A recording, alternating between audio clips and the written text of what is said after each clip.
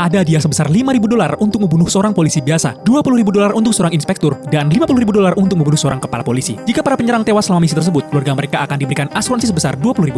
Pada saat itu, jumlah tersebut hanya sebuah impian bagi orang biasa. Tergoda oleh uang, ribuan anak laki-laki dari kawasan kumuh mengambil senjata dan turun ke jalan. Mereka mulai membunuh polisi siang dan malam. Jika ada polisi yang terlihat di luar, mereka akan langsung ditembak. Dalam beberapa hari saja, lebih dari 1.000 polisi tewas. Semua ini terjadi karena polisi berani melawan pengedar narkoba paling berbahaya di dunia, Pablo Escobar. Bagi Pablo, tidak ada jabatan resmi yang penting. Bahkan pejabat pemerintah yang dekat dengan presiden tidak akan dimaafkan jika mereka menentangnya. Untuk memperluas bisnis narkotikanya di Amerika Serikat, Pablo membeli sebuah pulau dan menyebutnya sebagai cagar alam. Namun kenyataannya, itu adalah sebuah basis untuk suplai kokain. Truk-truk ditempatkan di jalan raya Amerika agar pesawat bisa mendarat di sana dan barang-barang bisa dibongkar secara terbuka. Di Kolombia, 1 kilo kokain dihargai $7.000. Tetapi di Amerika Serikat, setelah dicampur dengan susu, kokain tersebut dijual dengan harga 3 kali lipat, mencapai $150.000. Perlahan, sebagian besar perdagangan narkoba di Amerika Serikat di bawah kendali Pablo. Namun Amerika Serikat mulai khawatir tentang uang yang keluar dari negara mereka. Mereka mencoba membuat kesepakatan dengan Kolombia untuk menangkap Pablo. Namun, mereka meremehkan kekuatannya. Dia telah membangun pasukan pribadinya sendiri yang terdiri dari 40.000 tentara dengan senjata modern. Pasukannya tidak kalah dengan militer negara manapun. Pablo mulai mendonasikan rumah kepada orang miskin, membangun sekolah, mendirikan tim sepak bola, dan menunjukkan citra baik di media. Ini memberinya dukungan dari kalangan miskin dengan menyuap para politisi. Dia bahkan berhasil masuk ke dalam parlemen Kolombia. Namun ketika pertama kali masuk parlemen, seorang menteri mengungkapkan latar belakang kriminalnya dan menyajikan bukti-bukti melawan dirinya. Pablo marah dan memerintahkan pembunuhan terhadap menteri tersebut. Dia menyiksa para petugas yang menentangnya. Beberapa di antaranya diserang anjing, sementara yang lain menerima peti mati sebagai ancaman. Dengan pasukannya yang terdiri dari 40.000 orang dan para pemuda gangster dari kawasan kumuh, seluruh negara tergenang darah. Tidak ada yang merasa aman, baik itu polisi maupun politisi. Akhirnya, presiden membentuk satuan militer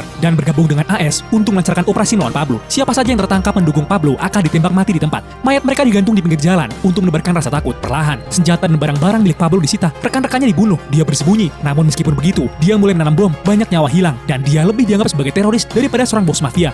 Orang-orang hidup dalam ketakutan akan di mana ledakan berikutnya akan terjadi. Akhirnya, pemerintah menyerah dan setuju dengan sebuah kesepakatan. Pablo setuju untuk menyerahkan diri, tetapi hanya jika dia bisa membangun penjara miliknya sendiri. Dia kemudian membangun penjara mewah yang sangat besar dengan helipad, lapangan sepak bola, bar, klub malam, dan banyak lagi. Semua staf di penjara itu adalah orang-orangnya sendiri. Itu lebih mirip resort daripada sebuah penjara. Dari dalam penjara ini, dia mulai kembali bisnis narkotikanya. Setelah 1 hari, 2 rekannya meminta lebih banyak uang. Pablo menangkap mereka dan motong-motong mereka dengan sebuah gergaji. Berita ini bocor dan publik mulai berbalik melawan pemerintah. Jadi, pemerintah memutuskan untuk memindahkannya ke penjara lain. Namun ketika tentara tiba, Pablo melarikan diri. Sekarang pemerintah benar-benar bertindak habis-habisan. Geng-geng saingan, AS, dan militer Kolombia bergabung. Semua pengacara, akuntan, dan mitra-mitra Pablo dibunuh.